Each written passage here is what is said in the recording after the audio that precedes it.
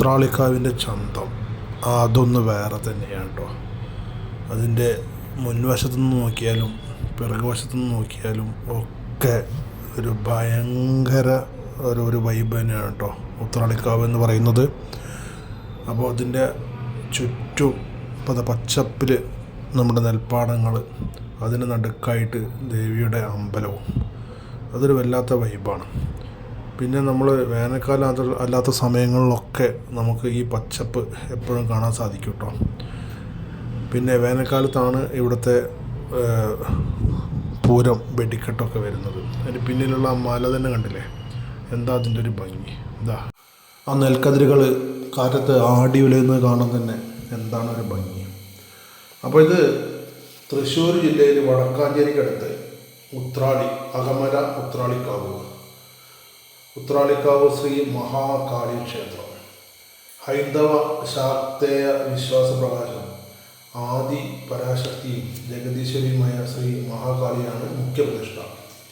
മധ്യകേരളത്തിലെ പ്രശസ്തമായ വേല ഉത്സവങ്ങളിൽ ഏറ്റവും പ്രധാനമായതാണ് ഇത്. വെടിക്കെട്ടിന് പ്രാധാന്യമുള്ളതാണ് ഉത്രാളിക്കാവ് പൂരം. അപ്പോൾ ഞാനിവിടെ രാവിലെ ഒരു 10 മണിയോടുകൂടിയാണ് എത്തിയത്. വരികയാണെങ്കിൽ വെയിലൊക്കെ ആവുന്നതിന് മുന്നേ വന്നു കഴിഞ്ഞാൽ കുറേ നേരം നമുക്ക് ആ ആലിഞ്ചുവട്ടിലൊക്കെ ഇരുന്ന് ഒന്ന് ആശ്വസിച്ചിട്ടൊക്കെ പോകാം കേട്ടോ. പിന്നെ വൈകുന്നേരമാണെങ്കിൽ ഒരു 4 മണിക്ക് ശേഷം എത്തുക. ഏതായാലും ഇവിടെ നല്ല ഭംഗിയുള്ള ഒരു സ്ഥലം തന്നെയാണ്. പിന്നെ അമ്പലത്തിൻ്റെ പുറകു വശത്തായിട്ട് റെയിൽപാത. അപ്പോൾ ഇതിലെ പറഞ്ഞു തീർന്നപ്പോഴേക്ക് ആ ട്രെയിന് പോകുന്നു.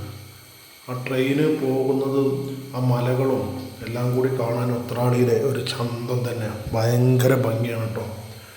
ഇപ്പോൾ വെയിലടിക്കുന്നത് കൊണ്ട് നമ്മുടെ ആ വണ്ടി അത്ര ക്ലിയർ ആയിട്ട് കാണുന്നില്ല തോന്നുന്നു, എന്നാലും കാണുന്നുണ്ടോ എന്ന് വിശ്വസിക്കുന്നു. അപ്പോൾ ആ ഉത്രാളിക്കാവും ആ ട്രെയിനും ആ മലയും എല്ലാം കൂടി ചേർന്ന ആ ഒരു സംഗമം, അതൊരു ഭയങ്കര ഹാരം തന്നെയാണ് കേട്ടോ. അപ്പോൾ അത് ട്രെയിൻ മാർഗമൊക്കെ വരികയാണെങ്കിൽ വടക്കാഞ്ചേരി ഇറങ്ങിയിട്ട് അവിടെ നിന്നൊരു ഓട്ടോ വിളിച്ചിട്ട് ഉത്രാളിക്കാവ് എന്ന് പറഞ്ഞാൽ ഇവിടെ വന്നിറങ്ങാം. അല്ലാന്നുണ്ടെങ്കിൽ അവിടെ നിന്ന് ഷൊർണൂർ റൂട്ടിൽ ബസ് കയറിയാൽ ഇവിടെ വന്നിറങ്ങാം കേട്ടോ. അപ്പോൾ ഏതായാലും ഈ വഴിക്കൊക്കെ പോകുമ്പോഴും അല്ലെങ്കിലും ഇവിടേക്കായിട്ടും ഒക്കെ ഒന്ന് വന്ന് സന്ദർശിക്കണം എന്നാണ് എൻ്റെ ഒരു അഭിപ്രായം കേട്ടോ. പിന്നെ ഇവിടുത്തെ ഒരു ഐതിഹ്യം പറയുന്നത് എന്താണെന്ന് വെച്ചാൽ, കൊച്ചി രാജ്യത്തെ പ്രധാനിയായിരുന്ന പാലിയത്തച്ഛനെ പോലെ തലപ്പള്ളിയിലെ പ്രമുഖനായിരുന്നു കേളത്തച്ഛൻ. അകമല താഴ്വാരങ്ങളിൽ തൻ്റെ കൃഷിസ്ഥലങ്ങൾ സന്ദർശിക്കാൻ എത്തിയിരുന്ന കേളത്തച്ഛൻ്റെ ഓലക്കുടയിൽ നിന്നും ഭൂമിയിൽ അവധൂതരായ കൊല്ലൂർ മൂകാംബിക ദേവിയുടെ ചൈതന്യമാണ് ഇവിടുത്തെ ശ്രീ മഹാകാളി എന്നാണത്രേ ഐതിഹ്യം. ദേവി ആദിപരാശക്തിയും 3 പ്രധാന രൂപങ്ങളിൽ ഒന്നാണ്. മഹാകാളി എന്ന് ദേവി മഹാത്മ്യത്തിൽ കാണാം. ശൈവ വിശ്വാസപ്രകാരം ഇത് ശ്രീ പാർവതി ദേവിയുടെ കറുത്ത രൂപമാണ് കേട്ടോ.